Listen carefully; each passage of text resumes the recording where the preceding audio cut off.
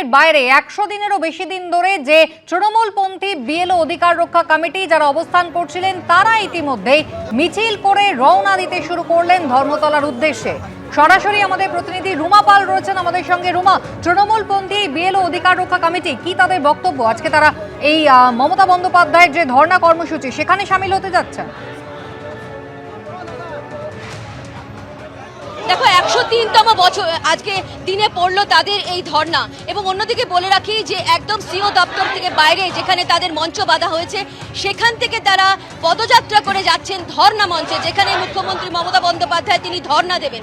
অন্যদিকে জানিয়ে রাখি পুলিশের বেঁধে দেওয়া যে রুট ছিল সেই রুটও কিন্তু লঙ্ঘন করা হয়েছে। বিএলও অধিকার রক্ষা কমিটি যেই রুট দিয়ে যাচ্ছে এই মুহূর্তে একদম সেই রুট কিন্তু পুলিশ থেকে বারণ করা হয়েছিল।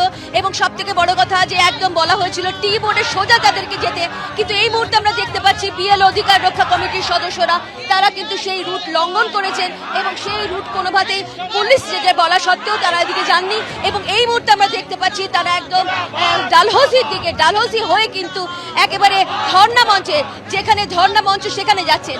এবং আমরা দেখতে পাচ্ছি এখানে প্রতীকী প্রতিবাদ, যেখানে দেখা যাচ্ছে এসআইআর এর সাথে যেভাবে বিএলওদের মৃত্যু হয়েছে একের পর এক, বিএলওরা রয়েছেন, অন্যদিকে সাধারণ মানুষ সিটিজেন তারা যে একেবারে শেকলে বেঁধে গেছেন এরকম কিন্তু প্রতীকী ছবি দেখতে পাচ্ছি। আমরা অবশ্যই জিজ্ঞাসা করে নেব যারা রয়েছেন এখানে। একবার বলবো সন্দীপকে, আপনারা আজকে ধর্ণা মঞ্চে যাচ্ছেন, কি বলবেন? আমাদের আজ 103 দিন ধরে ধর্ণা দেওয়ার যে একটা সেটা যে আমরা সঠিক পথে করছি সেটা আজকে আমরা বুঝতে পারছি। এর আগেও আমরা দেখেছি মাননীয় মুখ্যমন্ত্রী মমতা বন্দ্যোপাধ্যায় সুপ্রিম কোর্টে গিয়ে সওয়াল জবাব করেছেন সাধারণ মানুষের হয়ে গণতান্ত্রিক অধিকার রক্ষার জন্য। আজ উনি মেট্রো চ্যানেলে বসছেন, ধর্ণায় বসছেন। আমরা ওনার কাছে যাচ্ছি আমাদের যা দাবি, যা সাধারণ মানুষের দাবি, সেই দাবি জানানোর জন্য, তার দৃষ্টি আকর্ষণ করার জন্য আমরা সেখানে যাচ্ছি এবং আমরাও ধর্ণায় বসবো। বলছি বিএলওরও তো একের পর এক বিএলওর মৃত্যু হয়েছে, যদিও ইলেকশন কমিশন তারা বলেননি যে এসআইআর এর কারণে তার মৃত্যু হয়েছে, কি বলবেন? প্রথম থেকেই তো বিএলওদের ওপর আমাদের চাপ দিয়ে এসআইআর করাচ্ছে। এখন দেখা যাচ্ছে যখন 28 তারিখে ফাইনাল লিস্ট পাবলিশ হলো তখন দেখা যাচ্ছে প্রচুর মানুষের নাম ডিলিটেড, 60 লক্ষের ওপর মানুষ আন্ডার অ্যাডজুডিকেশন। এটা কেন? যাদের দিয়ে প্রজেনি ম্যাপিং হয়েছে তারা পর্যন্ত আন্ডার অ্যাডজুডিকেশনে রয়েছে। আমরা জানতে পেরেছি মাইক্রো অবজারভাররা যাদেরকে হিয়ারিং এ ডাকা হয়েছিল উইদাউট ভেরিফিকেশনে নামগুলো বাদ দেওয়া হয়েছে, আন্ডার অ্যাডজুডিকেশনে চাপানো হয়েছে। এটা কেন? এটা আমরা জবাব চাই। কেন এত নোংরা চক্রান্ত করে বৈধ ভোটারদের নাম এভাবে অগণতান্ত্রিকভাবে বাদ দিচ্ছে ইসিআই? এটার জন্য আজকে আমরা দীর্ঘদিন ধরে বিক্ষোভ করে চলেছি। আজ আমাদের মানবিক মুখ্যমন্ত্রী মমতা বন্দ্যোপাধ্যায়ের ধর্ণা সমাবেশে আমরা জমায়েত করতে চলেছি। এই মুহূর্তে আমি ছবিটা দেখিয়ে দেবো, একেবারে ডালহৌসির মোড় এই রুট দিয়ে কিন্তু পুলিশ একেবারেও বলেননি যে তাদের এইখান দিয়ে যেতে হবে। দেখিয়ে দিচ্ছি একেবারে ডালহৌসির এই চত্বর দিয়ে কিন্তু এই মুহূর্তে যানবাহন চলাচল একেবারে বন্ধ হয়ে গিয়েছে। এবং অন্যদিকে ডালহৌসি থেকে তারা সোজা ধর্মতলার উদ্দেশ্যে রওনা দিয়েছেন। যেহেতু পুলিশের তরফ থেকে বেঁধে দেওয়া হয়েছিল টি বোর্ড থেকে তারা যাবেন, সোজা যাবেন ইন্ডিয়ান এক্সচেঞ্জ রোড হয়ে যাবেন এবং তারপর তারা কিন্তু পেন্টিং স্ট্রিট ধরবেন, কিন্তু সেই রুট এই মুহূর্তে দেখতে পাচ্ছি একেবারে বিএল অধিকার রক্ষা কমিটির তরফ থেকে। তবে এটাও ঠিক, এদের মধ্যে যখন বিরোধীরা এসেছিলেন তাদের বক্তব্য ছিল যে বিএলও অধিকার রক্ষা কমিটির মধ্যে কতজন বিএলও রয়েছেন, কিন্তু বিএলওদের বক্তব্য বেশ কয়েকজন বিএলও থাকলে তাদের সদস্যরা রয়েছেন এবং সেই কারণে বারবার আমরা দেখেছি যে সিও দপ্তরের বাইরে তারা একদম অপোজিট সাইডে তারা মঞ্চ বেঁধে 103 দিন ধরে সেখানে ধর্ণা দিয়েছেন নানা ইস্যুতে, বিএলওদের নানা ইস্যুতে। এবং এই মুহূর্ত থেকে সব থেকে বড় প্রশ্ন যে 60 লক্ষ যে একেবারে বিবেচনাধীন রয়েছেন। অন্যদিকে জানিয়ে রাখি কমিশনের বক্তব্য এখনো পর্যন্ত 6.5 লাখের যে বিবেচনাধীন তাদের নিষ্পত্তি হয়েছে, সেই নিষ্পত্তির মধ্যে কতজন পাশ করেছেন বা কতজন ফেল করেছেন এখনো পর্যন্ত কিন্তু কমিশনের তরফ থেকে সেই তথ্য দেওয়া হয়নি। 6.5 লক্ষের নিষ্পত্তি হয়েছে। অন্যদিকে জানিয়ে রাখি যে আজকের পরে যেমন কদিন মধ্যেই কিন্তু চলে আসছে অন্যদিকে উড়িষ্যা এবং তার সঙ্গে বলে রাখি ঝাড়খণ্ড থেকে প্রায় 200 জন আরও জুডিশিয়াল অফিসার। এই মুহূর্তে আমরা দেখতে পাচ্ছি যে নমিতা হাসদা তার স্বামীকেও দেখতে পাচ্ছি, যে তাকেও দেখতে পাচ্ছি তিনিও একদম মুখ্যমন্ত্রীর ধর্ণাস্থলে যাচ্ছেন। আপনিও যাচ্ছেন মুখ্যমন্ত্রী ধর্ণা? হ্যাঁ, মুখ্যমন্ত্রীকে ধন্যবাদ জানাচ্ছি যাচ্ছি আমার পরিবারের জন্য উনি যা করেছেন তার জন্য ওনাকে একটু ধন্যবাদ দেওয়া দরকার। এটাই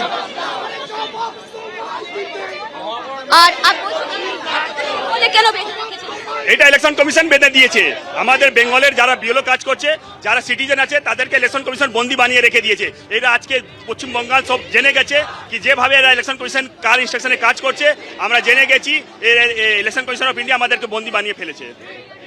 আপনাদের ওখানে এতজন বিএলও ছিল, বেশিরভাগ যারা বিএলও রয়েছেন তাদেরও তো অনেক যারা ভোটারদের ছিল তাদের নাম অনেকের বাদ গেছে বা তাদের ডিলিট হয়েছে বা তাদের বিবেচনাধীন রয়েছে। হ্যাঁ, 60 লাখ ভোটার মতন আমাদের এডুকেশনে এসেছে যারা বৈধ ভোটার। আমাদের লড়াই এইটাই, বিএলও রকমের এইটাই, যারা বৈধ ভোটার তাদের একটাও নাম বাদ যদি না যায়, একটাও যদি নাম বাজায় আমরা আগে আরো প্রস্তুতি হব। একেবারেই, অর্থাৎ রুমা আমরা দেখতেই পাচ্ছি যে তৃণমূলপন্থী বিএলও অধিকার রক্ষা কমিটি তারা কিন্তু ইতিমধ্যেই পথে নেমেছেন এবং মমতা বন্দ্যোপাধ্যায়ের যে ধর্ণা মঞ্চ মেট্রো চ্যানেলে তার উদ্দেশ্যে তারা রওনা দিয়েছেন। মেমারিতে যে বিএলও রহস্য মৃত্যু হয়েছিল তার পরিবারের সদস্যরা তারাও কিন্তু এই মিছিলেই অংশ নিয়েছেন।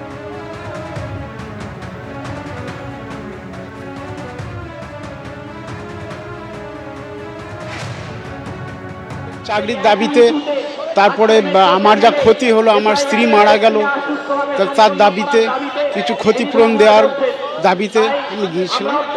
আমার স্ত্রী বিএলও ছিলেন, এসআইআর ফর্ম বিলি করতে করতে ব্রেন স্ট্রোক হয়ে মারা যান। ফ্যামিলির চাকরির দাবিতে মানে আমার ইলেকশন কমিশন তো মানছেই না যে মানছে না। হ্যাঁ যে মৃত্যু হয়েছে এই এসআইআর কাজে। হ্যাঁ, তো সেই কথাগুলি আমরা বলবো। আর কিছুক্ষণের অপেক্ষা, তারপরে কিন্তু ধর্মতলায় মমতা বন্দ্যোপাধ্যায় তিনি মেট্রো চ্যানেলে পৌঁছে যাবেন এবং ধর্ণা কর্মসূচি শুরু করবেন। কি বার্তা মমতা বন্দ্যোপাধ্যায় দেন এবং পরবর্তী কর্মসূচি কিন্তু আজ এই ধর্ণা মঞ্চ থেকেই মমতা বন্দ্যোপাধ্যায় ঘোষণা করবেন বলে তৃণমূল সূত্রে খবর। চূড়ান্ত ভোটার তালিকায় নাম নেই এক বিজেপি নেতার। রাজনৈতিক আকচি উত্তর 24 পরগনার দত্তপুকুরে। তালিকায় নাম নেই জেলায় বিজেপির ওবিসি মোর্চার আহ্বায়ক জয়দেব পালের।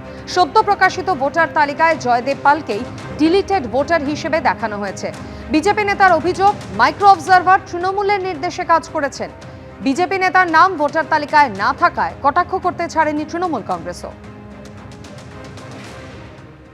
প্রচুর হয়েছে, আমার এই বুথে প্রচুর হয়েছে, প্রত্যেক বুথে হয়েছে যে স্টেট গভর্নমেন্টে কর্মচারীরা যারা মাইক্রো অবজারভার হয়েছে তারা বসে বসে বিজেপির ভোট কেটেছে। কিন্তু আজ থেকে 3 মাস আগে বলেছিল যে দত্তপুরে সব ভুতুরে ভোটার বাস করে। তা ভুতুরে ভোটারদের তো ওনার রাজনৈতিক দল কেটে দিল। এখনো সময় আছে, ফর্মটা ফিল আপ করে অন্তত মমতা বন্দ্যোপাধ্যায়ের কাছে গিয়ে জমাটা দিন, যাতে আমার নামটা ডিলিট না হয়, আমি যেন ভারতের নাগরিক হতে পারি। এবিপি আনন্দ, এগিয়ে থাকে, এগিয়ে রাখে।